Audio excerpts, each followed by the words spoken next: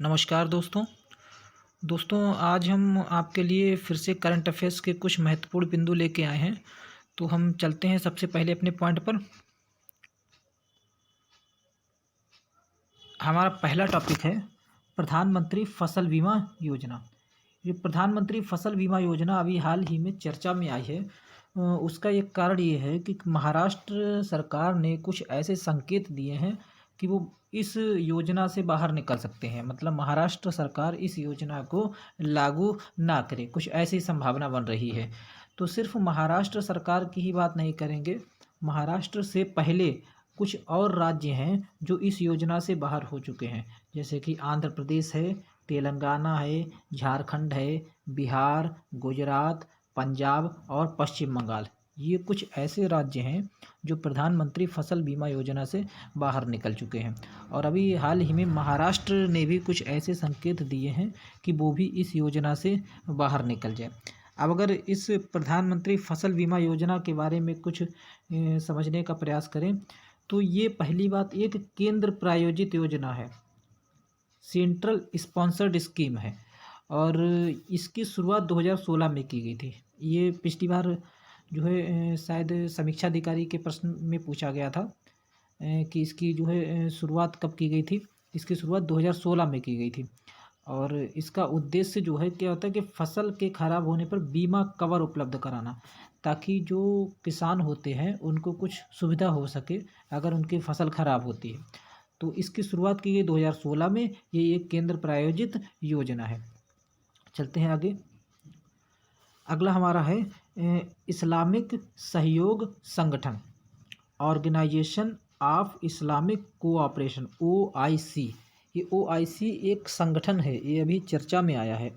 उसका कारण ये है कि अभी हाल ही में हमारे कर्नाटक राज्य में हिजाब को लेकर कुछ टेंशन्स क्रिएट हुए हैं स्कूलों में हिजाब पहनने के लिए।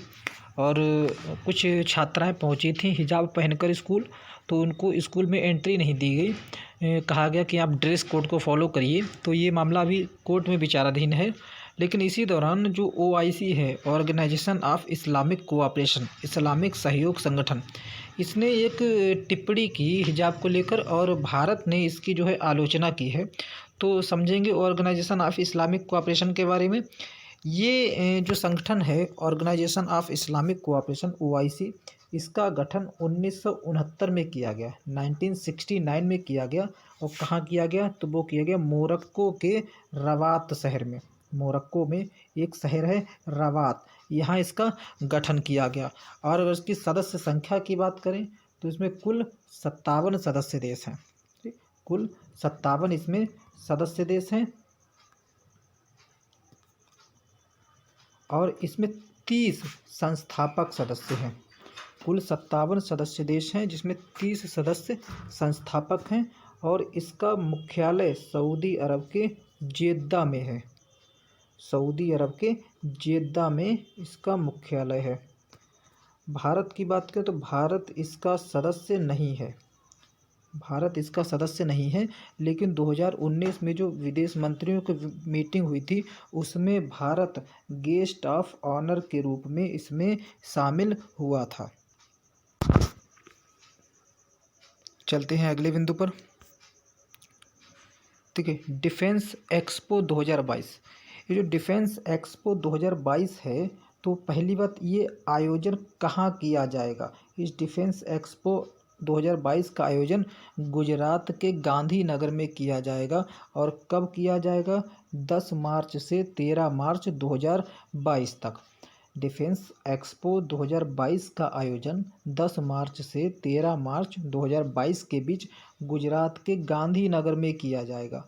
और ख़ास बात ये एशिया की सबसे बड़ी रक्षा प्रदर्शनी है। ठीक है, तो ये 2 वर्ष पे जो है आयोजित की जाती है, हर दूसरे वर्ष। तो अगर 2022 में आयोजित की जा रही है तो इससे पहले ये आयोजित की गई थी 2020 में।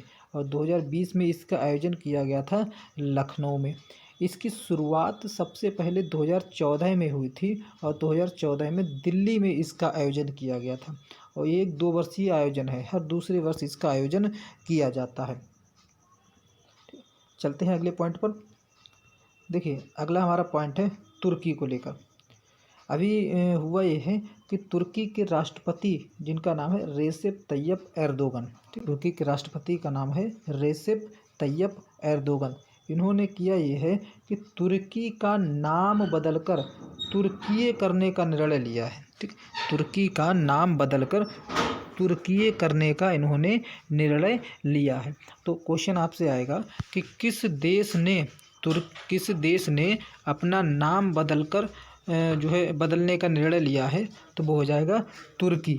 ठीक, तुर्की के बारे में थोड़ा समझने का प्रयास करते हैं।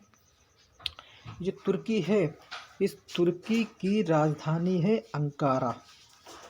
तुर्की की राजधानी है अंकारा, और यहाँ की अगर राजनीतिक व्यवस्था को देखें तो यहाँ पे लोकतांत्रिक गणराज्य है, लोकतांत्रिक गणराज्य है, और ये यूरेशिया में आता है।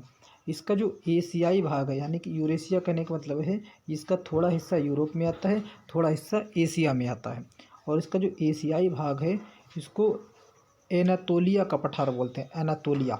इसका जो एशियाई भाग है इसको एनातोलिया, जबकि यूरोपीय भाग है उसको थ्रेस कहा जाता है। और इस्तांबुल यहाँ का सबसे बड़ा शहर है, और ये तुर्की जो है ये काला सागर के तट पर अवस्थित है। तो इतने पॉइंट्स तुर्की के बारे में ध्यान रखने हैं कि इसकी राजधानी है अंकारा, और ये यूरेशिया में आता है। एनातोलिया का पठार तुर्की में है, और ये तुर्की जो का सबसे बड़ा शहर इस्तांबुल है, और ये काला सागर के तट पर अवस्थित है। तो ये थे हमारे आज के पॉइंट्स।